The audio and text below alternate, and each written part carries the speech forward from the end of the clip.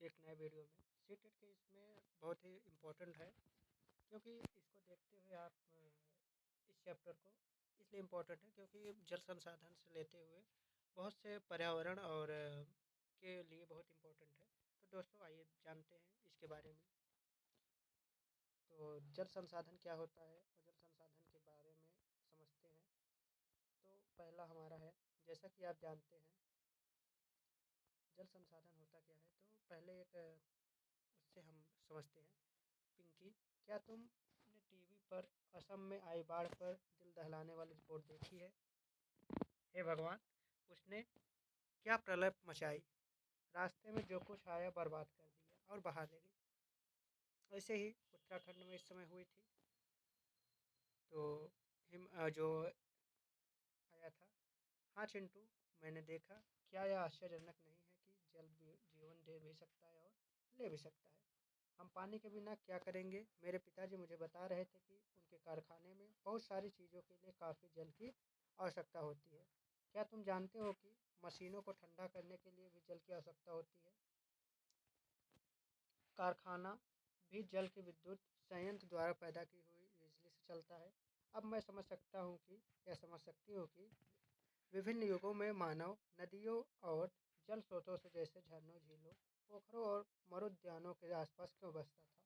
तो इसका आप समझ सकते हैं। तो आइए समझते हैं।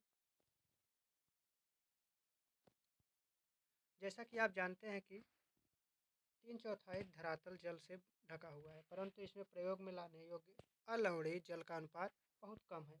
यह अलवणीय जल हमें सतही अफवाह और भौम जल स्रोत से प्राप्त होता है, जिनका लगातार नवीनीकरण और पुनर्भरण जलीय चक्र द्वारा होता रहता है। सारा जल जलीय चक्र में गतिशील रहता है, जिससे जल नवीनीकरण सुनिश्चित होता है। आपको आश्चर्य हो रहा होगा कि जब पृथ्वी का 3/4 भाग जल से घिरा है और जल एक नवीनीकरण योग्य संसाधन है, तब भी विश्व के अनेक देशों और क्षेत्रों में जल की कमी कैसी है। ऐसी भविष्यवाणी क्यों की जा रही है कि 2025 में 20 करोड़ लोग जल की नितांत कमी झेलेंगे। तो ऐसा आप समझ सकते हैं। जल दुर्लभता और जल संरक्षण एवं प्रबंधन की आवश्यकता क्यों हुई पड़ी। तो आइए समझते हैं। जल के विशाल भंडार और इसके नवीनीकरण युग गुणों के होते हुए यह सोचना भी मुश्किल है कि हमें जल दुर्लभता का सामना करना पड़ सकता है। जैसा कि हम जल की कमी को बात करते हैं, तो हमें तत्काल ही कम वर्षा वाले क्षेत्रों या सूखाग्रस्त इलाकों का ध्यान आता है। हमारे मानस पटल पर तुरंत राजस्थान के मरुस्थल और जल से भरे मटके संतुलित करती हुई और जल भरने के लिए लंबा रास्ता तय करती पनहारियों के लिए चित्रित हो जाते हैं। यह सच है कि वर्षा में वार्षिक और मौसमी परिवर्तन के कारण जल संसाधनों की उपलब्धता में बहुत भारी कमी आती है। समय और स्थान के अनुसार विभिन्नता और परंतु अधिक अधिकतया जल की कमी, इसके अतिशोषण, अत्यधिक प्रयोग और समाज के विभिन्न वर्गों में जल के असमान वितरण के कारण होती है। क्या यह संभव है कि किसी क्षेत्र में प्रचुर मात्रा में जल संसाधन होने के बावजूद भी वहाँ जल की दुर्लभता हो? हमारे कई शहर इसके उदाहरण हैं। अतः जल दुर्लभता अत्यधिक और बढ़ती जनसंख्या और उसके परिणाम स्वरूप जल की बढ़ती मांग और उसके असमान वितरण का परिणाम हो सकता है। जल अधिक जनसंख्या के लिए घरेलू उपयोग में ही नहीं बल्कि अधिक अनाज उगाने के लिए भी चाहिए। अतः अनाज का उत्पादन बढ़ाने के लिए जल संसाधनों का अतिशोषण करके ही सिंचित क्षेत्र बढ़ाया जा सकता है और शुष्क ऋतु में भी खेती की जा सकती है। सिंचित कृषि में जल का सबसे ज़्यादा उपयोग होता है। शुष्क कृषि तकनीकों तथा सूखा प्रतिरोधी फसलों के विकास द्वारा अब कृषि क्षेत्र में क्रांति लाने की आवश्यकता होती है। तो आप समझ सकते हैं। एक और इजराइल जैसे 25 सेंटीमीटर औसत वार्षिक वर्षा वाले देश में जल की कोई अभाव नहीं होता। दूसरी ओर 114 सेंटीमीटर औसत वार्षिक वर्षा वाले हमारे देश में प्रतिवर्ष किसी भाग में सूखा अवश्य पड़ता है। देश में जल की उपलब्धता और इसके फलस्वरूप अनुसार समुचित जल प्रबंधन न होने के कारण ही वर्षा का जल नदी नालों में तेजी से बहकर समुद्र में चला जाता है, जिससे वर्षा के बाद लगभग 9 महीने देश के लिए पानी की कमी होती है। ये मूल कारण है देश में जल अभाव के, जिसे हम उचित प्रबंधन के द्वारा नियंत्रित कर सकते हैं। तो आप समझ सकते हैं इसका क्या कारण है। यहाँ पर कश्मीरी अर्थ वेडिकोर सर्वाइव वरीज water carried water in the snow in the devastate. आप समझ सकते हैं। तो आइए हम यहाँ पर हम समझते हैं ये क्या है। आपने टेलीविज़न विज्ञापनों में देखा होगा कि बहुत से किसान के खेतों पर अपने निजी कुएं और नलकूप हैं, जिनसे सिंचाई करके वे उत्पादन बढ़ा रहे हैं। परंतु आपने सोचा है कि इसका परिणाम क्या हो सकता है। इसके कारण भौम जल स्तर नीचे गिर सकता है और लोगों के लिए जल की उपलब्धता में कमी हो सकती है और भोजन असुरक्षा खतरे में पड़ सकती है। ये भी आप समझ सकते हैं। स्वतंत्रता के बाद भारत में तेजी से औद्योगिकरण और शहरीकरण हुआ और विकास के अवसर प्राप्त हुए। आजकल हर जगह बहुप्राय कंपनियां एमएनसी बड़े औद्योगिक घरानों के रूप में फैली हुई हैं और उद्योग की बढ़ती हुई संख्या के कारण अवलंबड़ी जल संसाधनों पर बढ़ रहा है। उद्योगों को अत्यधिक जल के अलावा उनको चलाने के लिए ऊर्जा की भी आवश्यकता होती रहती है और इसकी काफ़ी हद तक पूर्ति जल विद्युत से होती है। इसके अलावा शहरों की जनसंख्या या बढ़ती संख्या और जनसंख्या तथा शहरी जीवन शैली के जो कारण न केवल जल है और ऊर्जा की आवश्यकता में बढ़ोतरी है, अपितु इनसे संबंधित समस्याएं और भी गहरी हुई है। यदि आप शहरी आवास समितियों व कॉलोनियों पर नज़र डालेंगे तो आप पाएंगे कि उनके अंदर जल पूर्ति के लिए नलकूप स्थापित किए गए हैं। इसमें कोई आश्चर्य नहीं है कि शहरों में जल संसाधनों का अधिशोषण हो रहा है और इनकी कमी होती जा रही है। क्या आप जानते हैं कि अटल भूजल योजना अटल जल को 7 राज्यों गुजरात, हरियाणा, कर्नाटक, मध्य प्रदेश, महाराष्ट्र, राजस्थान, उत्तर प्रदेश के 80 जिलों के 229 प्रशासनिक ब्लॉकों, तालुकाओं तालुकाओं की 8220 जल की कमी होने वाले ग्राम पंचायतों में कार्यान्वित किया जा रहा है। भारत में चुने गए राज्यों में जल की कमी अंतर्दोहित, गंभीर और अर्ध गंभीर ब्लॉकों की कुल संख्या का लगभग 37% हिस्सा है। अटल जल के प्रमुख पहलुओं में से एक पहलू जल संरक्षण और विवेकपूर्ण जल प्रबंधन में जल के उपयोग के मौजूदा रवैये के प्रति जनता के व्यवहार में परिवर्तन लाना है।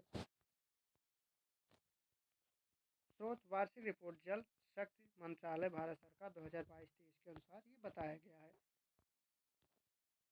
अब तक आपने जल दुर्लभता के मात्रात्मक पहलू को ही बात की है। आओ हम ऐसी स्थिति के बारे में विचार करें जहां लोगों की आवश्यकता के लिए काफ़ी जल संसाधन है, परंतु फिर भी इन क्षेत्रों में जल की दुर्लभता है। यह दुर्लभता जल की खराब गुणवत्ता के कारण है।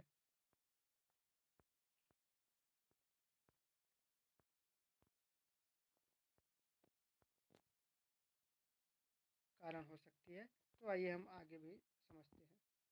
बहुउद्देशीय नदी परियोजनाएं और समन्वित जल संसाधन क्या होता है।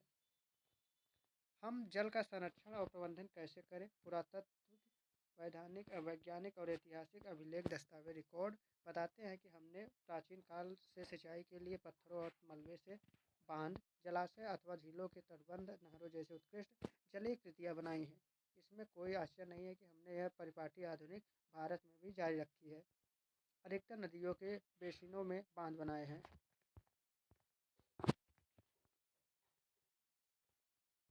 प्राचीन भारत में जलीय कृतियाँ क्या होती हैं।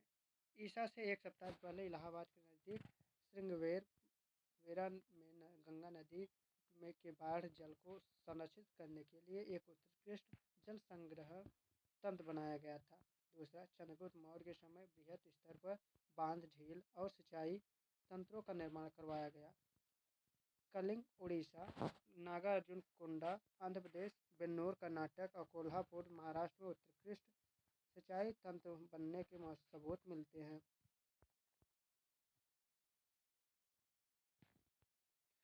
अपने समय का सबसे बड़ी कृत्रिम झीलों में से एक भोपाल झील 11वीं शताब्दी में बनाई गई।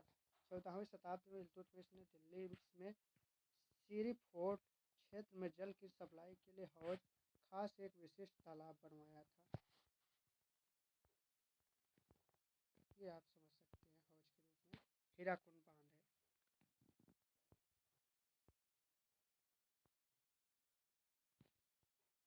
आइए, क्या होता है बांध? बांध क्या है और वे हमें जल संरक्षण और प्रबंधन में कैसे सहायक होते हैं? परंपरागत बांध नदियों और वर्षा जल को इकट्ठा कर के बाद में उससे खेती की सिंचाई के लिए उपलब्ध करवाया जाता है। आजकल के बांध सिर्फ सिंचाई के लिए नहीं बनाए जाते, अपितु उनका उद्देश्य विद्युत उत्पादन, घरेलू औद्योगिक उपयोग, जल आपूर्ति, बाढ़ नियंत्रण, मनोरंजन, आंतरिक नवाचालन और मछली पालन भी करते हैं। इसलिए बांधों को बहुउद्देशीय परियोजना भी कहा जाता है, जहाँ एकत्रित जल के अनेकों उपयोग समन्वित होते हैं। उदाहरण के लिए तौर पर सतलुज ब्यास बेसिन में भाखड़ा नांगल परियोजना जल विद्युत उत्पादन और सिंचाई दोनों के काम में आती है। इसी प्रकार समझ सकते हैं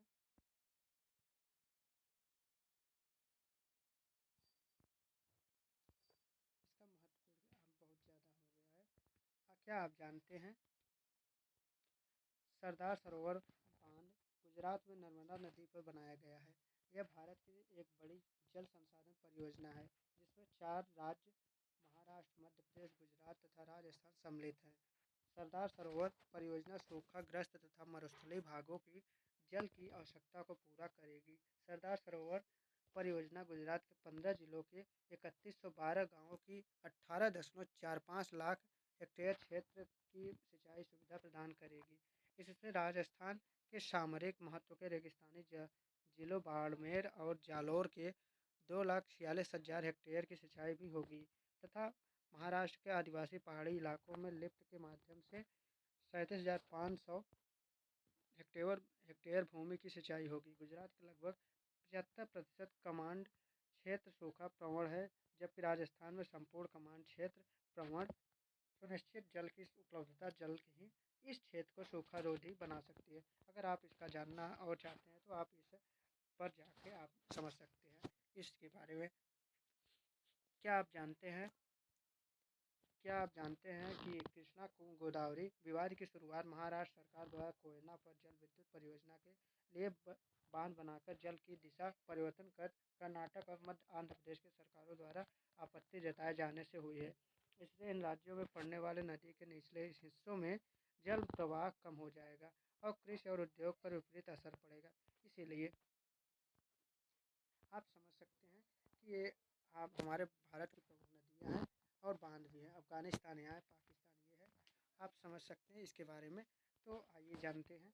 तो आपको लगता होगा कि इसका क्या महत्वपूर्ण है, तो इसका महत्वपूर्ण बहुत ज़्यादा है।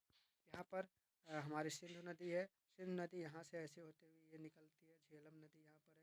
चेनाब नदी सलाल प्रोजेक्ट है, ब्यास नदी पर है। भाखड़ नांगल है, ये बांध है। टिहरी बांध है और यहाँ पर शारदा नदी है और गंगा नदी है, यमुना नदी ये भी है। और यहाँ पर आकर आप समझ सकते हैं गंगा यमुना यहाँ मिल रही हैं, ये हमारा प्रयागराज है। प्रयागराज जो इस समय जहाँ हमारा ये लगा है कुंभ का मेला, ये सोन नदी है। यही गंगा नदी आकर यहाँ से मिल के होते हुए यहाँ पर आप समझ सकते हैं ये आ जाती है।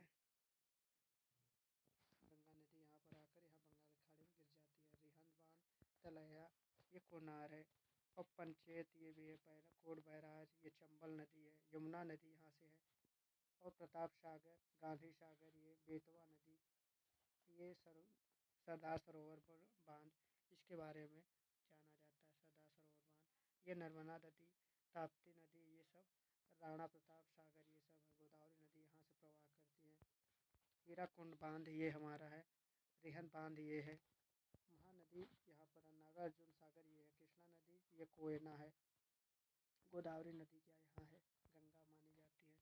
तुंगभद्रा नदी, कृष्णा नदी, नागार्जुन सागर, ये पुन्नेयार है। कावेरी नदी यहाँ पर मिट्टी और पेरियार है। आप समझ ये है कोसी नदी भूटान से, और ये ब्रह्मपुत्र नदी है। दिहांग लोहित नदी यहाँ पर है। बांग्लादेश ये तो है ही। दामोदर नदी, मेथान, पंचेत, ये कर्क रेखा है 24 ये आती है, हमारे देश से गुजरती है। आप समझ सकते हैं कितना महत्वपूर्ण है हमारे लिए थॉट्स एंड। तो दोस्तों, आप हमारे साथ बने रहने के लिए बहुत बहुत धन्यवाद, और मिलते हैं एक नए वीडियो में। तब तक के लिए धन्यवाद। जय हिंद, जय भारत। लाइक, सब्सक्राइब, शेयर करना ना भूलें।